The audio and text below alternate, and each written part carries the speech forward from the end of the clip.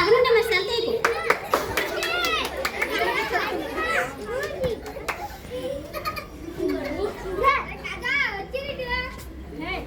నీకు ఎంత చెప్పినా కూడా అర్థం అవుతుంది. అప్పటికే నీకు చివరి వాళ్ళు అంటున్నావు అక్కడ పెట్టుకో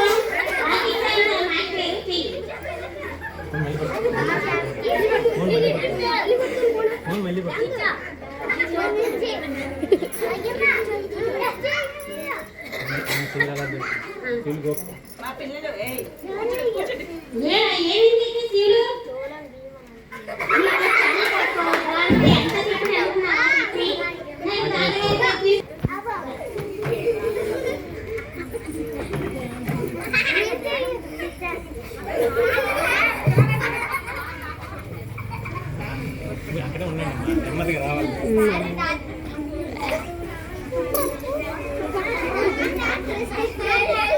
సార్ డాక్టర్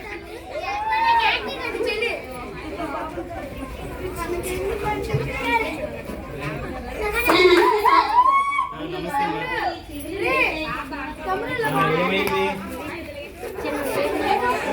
చెవిలో నీళ్ళు కాకుండా రోజు ఫోన్ చూస్తాను.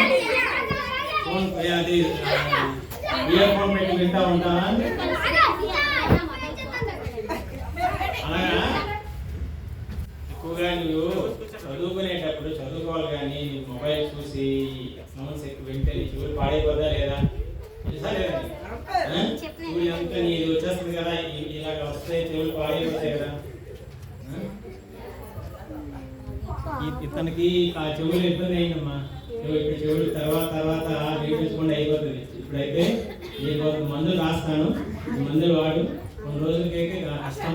ఇలా మరి మొబైల్ చూడకుండా లేకుండా జాగ్రత్తగా ఇంటి దగ్గర చూసుకోండి. ఓకే దాన్ని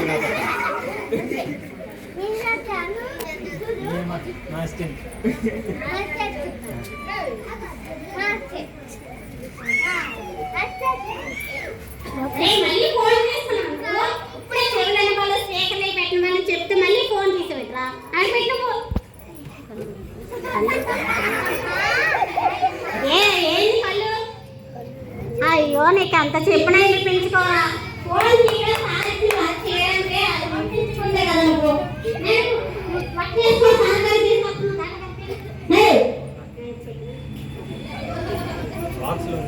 ఫస్ట్ ఎయిడ్ బాక్స్ ఉంది.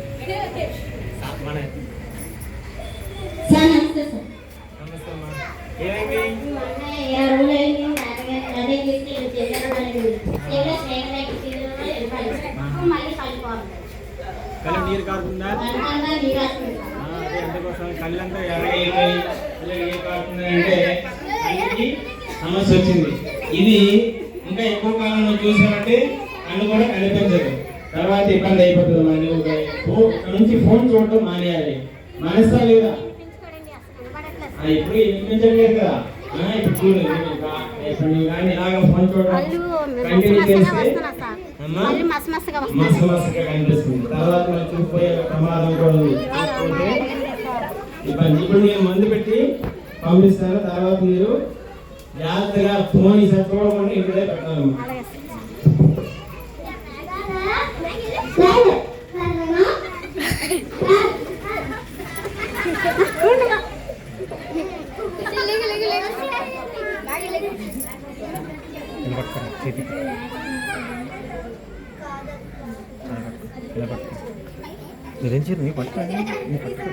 పట్టుకోరా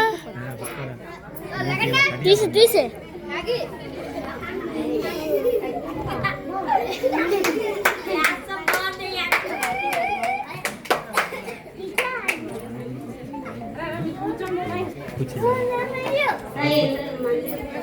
మందులు రాసామా? ఇది ఒక కంటిన్యూ వాడాలి. ఇది ఒకసారి ఇబ్బంది వచ్చిన తర్వాత చెప్తే వినిపించుకోదు.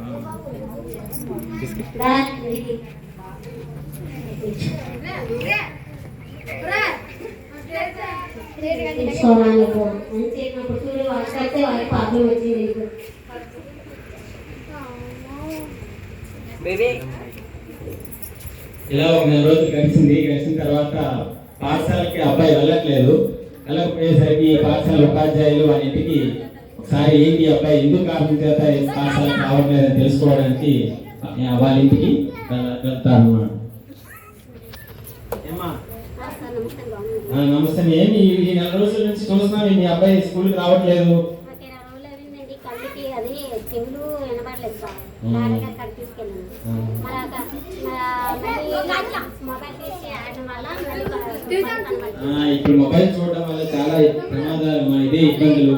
ఇది మీ అబ్బాయికనే కాదు, ఇప్పుడు మొబైల్ వలన అందరి పిల్లలకు కూడా సమస్య ఏంటంటే చెవులు వినిపించడు, తర్వాత కళ్ళు కూడా ఇప్పుడైతే బాగానే కనిపించినట్టు ఉంటుంది. ప్రతి పిల్లలకు కూడా ఏంటంటే 10 సంవత్సరాల వరకు వాళ్ళ జ్ఞానేంద్రియాల అభివృద్ధి కాలం అన్నమాట.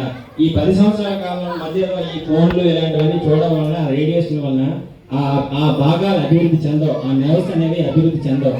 అందుకేటప్పుడు భవిష్యత్తులో వాటి యొక్క ప్రభావం అనేది కనిపిస్తుంది. ఇప్పటికైతే మనకి ఏ ప్రమాదం లేదు, పర్వాలేదని చెప్పి అందరూ ఆటలు ఆడుకోవడానికి ఫోన్లు ఇస్తారు, కానీ తర్వాత కాలంలో వారి భవిష్యత్తుకి మనం అభ్యంతరం చేసినట్టుగా ఉంటుంది. కాబట్టి ఇప్పుడు మీ అబ్బాయికి కళ్ళు చెవులు ఇబ్బంది అయినాయి సరే, ఇప్పటికి కూడా మనం ఈ అబ్బాయిని ఈ ఇబ్బంది అని చెప్పి అలా ఇంటి దగ్గర ఉంచేస్తే అబ్బాయి భవిష్యత్తు పాడవుతుంది కదా. అందువల్ల మన పాఠశాలలో ఇలాంటి పిల్లలకు కూడా చదువు నేర్పించారు ఉపాధ్యాయులు ఉన్నారు, ప్రభుత్వం కల్పించింది. కాబట్టి వాళ్ళని పాఠశాలకు పంపించి వాళ్ళ భవిష్యత్తుకి నువ్వు తోడ్పడతావని తెలియజేస్తున్నాను. రేపటి నుంచి పాఠశాలకు పంపించమ్మా. ఈ సరే ఇలాగా ఈ